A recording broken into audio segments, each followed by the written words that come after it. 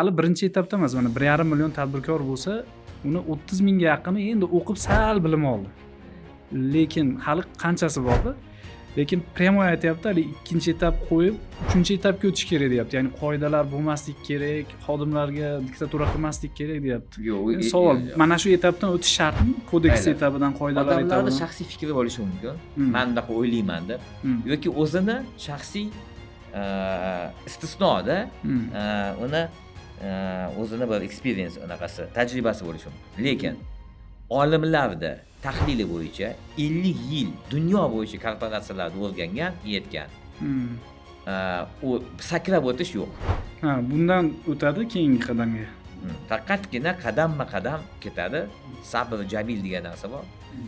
Agarda siz o'zingizni kompaniyani o'tishingiz mumkin, o'zingiz energiyangizda. Lekin siz ketsangiz cho'kadi hamma narsa, o'ladi. Siz energiya nima degani? Kasal bo'lasiz, bolalaringizni ko'rmaysiz, hovda qola olmaysiz, Parijga bora olmaysiz, hajga bora olmaysiz, chunki hamma ishlamaydi, ketib qolsangiz-ku.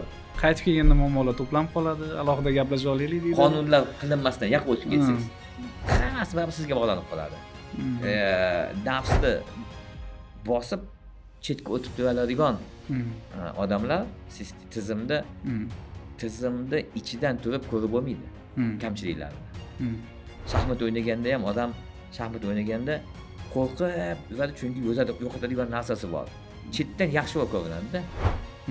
Xulosa qiladigan bo'lsak, baribir o'sha erkin rejimda masshtablashishdan oldin bitta shu diktaturadan, ya'ni qonun qoida madaniyatini o'rgatib, madaniyat shakllantirib, keyin boshqa bitta biznes bor, bu qonunlar boshqacha bo'ladi. Sirazu to'rtinchi qilinadi. Bu g'irt agar digital raqamlashtirilgan biznes bo'lsa, ombor, hech narsa bo'lmasa, ushlab turasiz anaqa no touchable deydi. Masalan, taksi bizneslari shunaqami?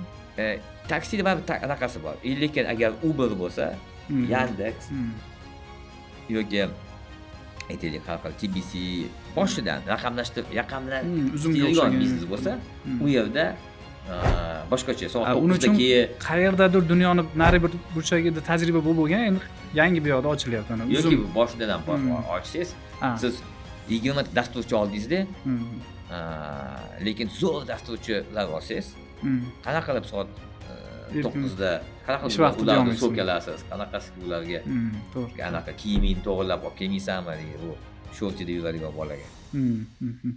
To'g'ri.